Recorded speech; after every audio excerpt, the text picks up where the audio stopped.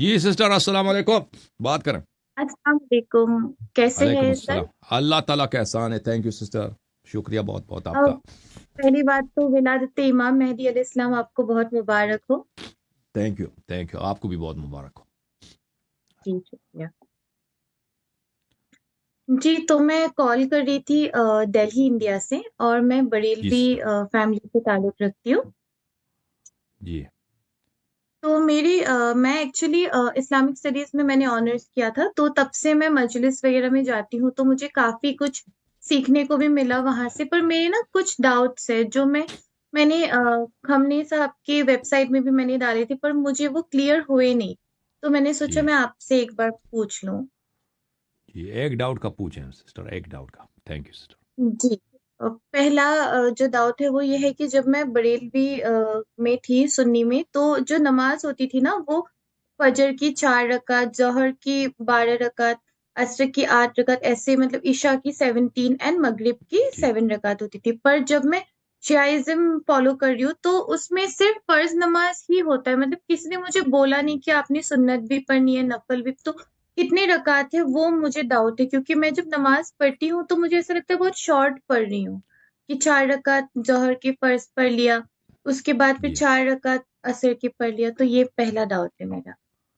جی sister. دیکھیں وہ یہ ہے کہ نماز ایک تو فرض نماز ہے اور ایک نوافل ہے. نوافل کو ترک کرنے کی گنجائش نہیں ہے. یا اگر انسان کا کوئی کام ہے کبھی نہیں پڑھتا تو الگ بات ہے، لیکن اس کو ہم، پڑھنا چاہیے. اور نوافل اچھا بالخصوص فجر اور مغرب اور عشاء کے نوافل یہ پڑھنی چاہیے. زور کے بھی نوافل پڑھنے چاہیے. اس طرح سے کہ جو واجب نماز ہے فجر کی وہ 2 رکعت ہے، نافلہ اس کی 2 رکعت ہے. نافلہ اس سے ہم، پہلے پڑھا جاتا ہے. ظہر کے تو نوافل 8 رکعات ہیں. آٹھ ہم، رکعات ہیں یہ ظہر سے پہلے پڑھے جاتے ہیں. اس کے بعد 4 رکعت ظہر کی ہے. اور عصر کے نوافل بھی 8 رکعات ہیں یہ. اور اس کے بعد دو چار دو رکعت رکعت عصر کی. کر کے پڑھنے ہیں؟ دو رکعت ہمیشہ 2 رکعت کر کے پڑھنی ہے. اور 2 رکعت کے ہم، بعد تشہد اور سلام دینا. مغرب کا نافلہ جو ہے 4 رکعت ہے. اور اس کے بعد ہم، عشاء کا نافلہ 2 رکعت بیٹھ کے. 2 رکعت بیٹھ اچھا کے. ہاں ہاں. جی مجھے یہی ایک ڈاؤٹ تھا کہ جیسے عشاء میں جی جب میں بریلوی کے اس میں تھی تو 17 رکعت ہوتی تھی، سنت 4 رکعت فرض، پھر 2 رکعت سنت نفل، پھر 3 رکعت وتر، واپس سے 2 رکعت نفل۔ تو یہاں پہ اتنا شارٹ کیسے ہے؟ مجھے یہ پوچھنا تھا آپ سے۔ شورٹ کیسے ہے؟ کیا چیز شورٹ ہے؟ مطلب جیسے آپ نے بولا نا ابھی عشاء کا بھی 2 رکعت نفل ہی بیٹھ عشاء کے کا پڑھنا، دو تو رکعت بیٹھ کے ہے نا. عشاء کے بعد جو تہجد کی نماز ہے، تہجد کی نماز 8 رکعت ہے. ہاں اس کے بعد 2 رکعت شفع کی ہے اور 1 رکعت وطر کی ہے. ٹھیک ہے نا. وہ 11 رکعت بنتے ہیں وہ. اور اس کا وقت نصف شب کے بعد ہے.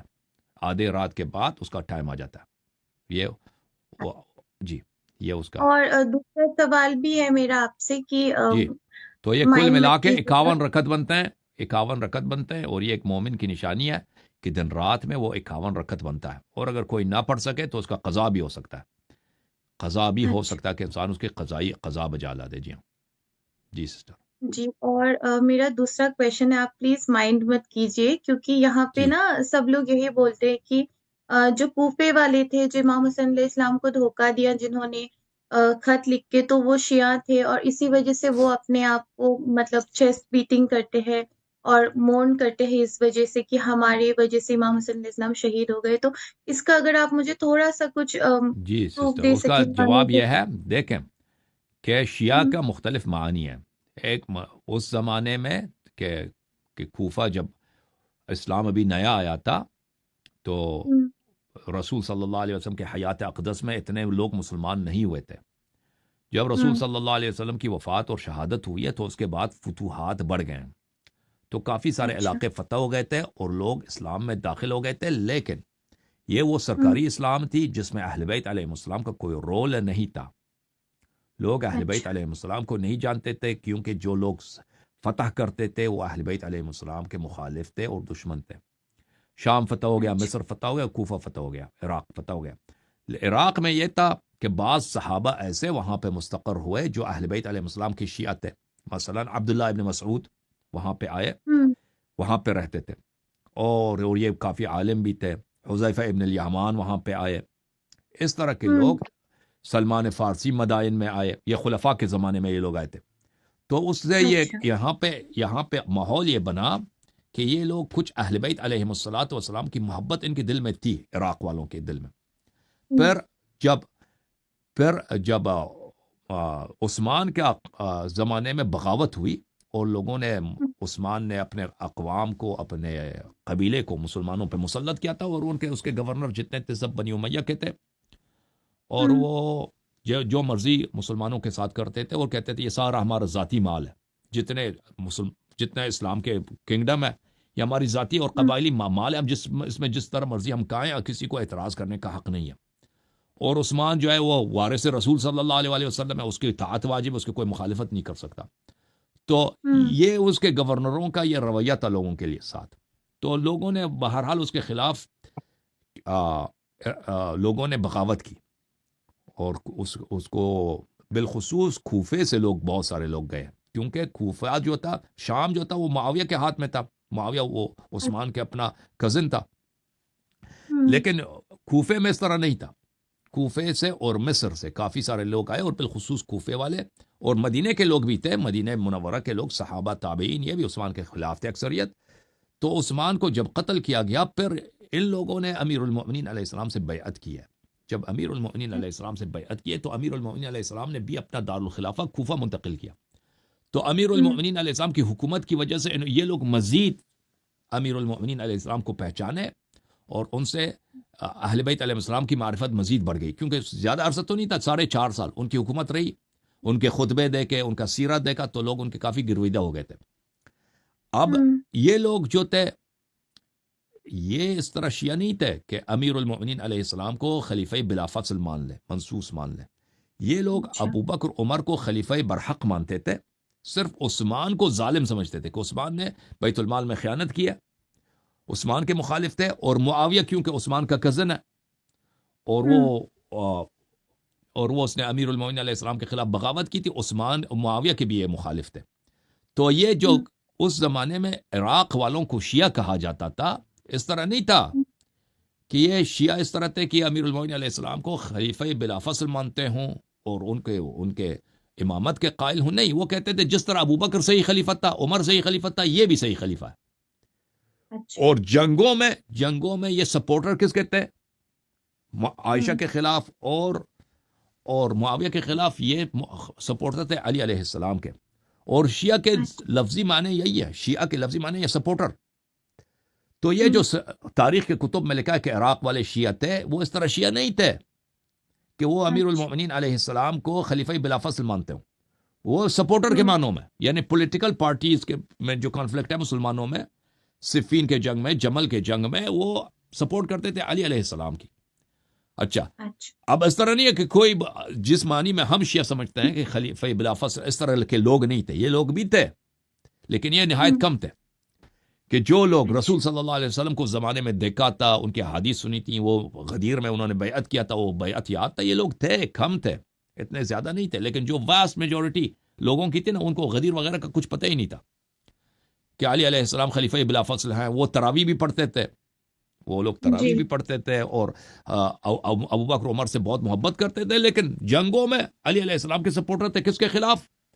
معاویہ کے خلاف یا عائشہ کے خلاف. اور اہل بیت علیہ السلام سے محبت کا اظہار بھی کرتے تھے.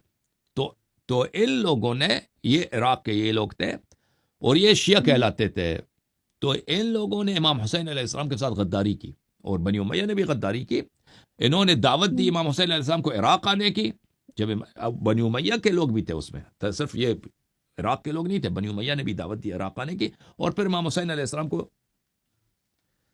شہید کیا گیا، امام حسین علیہ السلام کو شہید کیا. اور انہوں نے جو دعوت دی تھی اس پہ وفادار نہیں رہے. ٹھیک ہے نا. اور بعد میں یہ لوگ بہت بچتا ہے، اور انہوں نے دوبارہ مختار کے قیادت میں ان لوگوں نے دوبارہ انقلاب کیا. امام حسین علیہ السلام کے قاتلین کو انہوں نے قتل کیا. تو یہ لوگ شیعہ نہیں تھے، یہ ان کا شیعہ کہلاتے تھے، لیکن کس معنوں میں؟ سیاسی سے. یہ سنی تھے لیکن سیاسی سپورٹر تھے علی علیہ السلام کے. جو تاریخ کی کتابوں میں ملتا ہے نا کہ حضرت زینب سلام اللہ علیہ نے کوفہ والوں سے کہا کہ تم غدار ہو، تم ہمارے شیعہ غدار ہو. تو ان لوگوں کو کہہ رہا ہے کہ تم جو ہمارے سیاسی سپورٹر کہلاتے ہو، تم جو ہم سے محبت کا ادعا کرتے ہو، تم غدار ہو. وہ سب اہل سنت میں سے تھے, شیعہ کوئی نہیں تھا. اچھا. جی اس معنی. اور ایک سوال ہے کہ جیسے ہاتھ باندھ, اب شیعہ میں جو ہے ہاتھ کھول کے نماز پڑھتے ہیں, تو اس کا کوئی پروف ہے قرآن اور حدیث سے کہ آپ صلی اللہ علیہ وسلم ایسی نماز پڑھتے تھے؟ اس کی کوئی پروف دیکھے کہ اہل بیت علیہ الصلوۃ والسلام کی بہت ساری احادیث ہیں کہ ہاتھ باندھنا حرام ہے, ہاتھ نہ باندھیں. اور جماعت مخالفین کے پاس ایک بھی صحیح حدیث نہیں کہ رسول صلی اللہ علیہ وسلم ہاتھ باندھ کے نماز پڑھتے تھے. ٹھیک ہے نا, ایک بھی حدیث نہیں ہے. اور رسول صلی اللہ علیہ وسلم کی جو احادیث ہے کہ وہ تکبیر کہتے تھے, اور پھر مثلا سورہ پڑھتے تھے جو صحیح حدیث ہے قرآن پڑھنے نماز پڑھنے کی, مستدرک حاکم وغیرہ میں, اس میں ہاتھ بھرنے کا ذکر نہیں ہے. تکبیر کہتے تھے, سورہ پڑھتے تھے, پھر رکوع کرتے تھے. اگر وہ ہاتھ باندھتے تھے تو ذکر کیوں نہیں ہے؟ ایک حدیث بھی نہیں ہے. ٹھیک ہے نا. ہاں, تھینک یو سسٹر, اللہ آپ کو جزائے خیر دے. بہت مہربانی, بہت مہربانی. Thank you. یہ کیونکہ جماعت مخالفین کے ساتھ ہمارا گفتگو نہیں ہے, تو اس لیے میں نے ان کے جواب جو ہے زیادہ تفصیل سے نہیں دیا. ذکر مبارک چل رہا ہے کس کا؟ امام عصر علیہ السلام کا. اور جب ذکر امام عصر علیہ السلام کا چل رہا ہو تو اگر اس ذکر کو آپ تبدیل کریں تو کیا ہوتا ہے؟ وہ نور خط کم ہو جاتا ہے. یہ یاد رکھیں.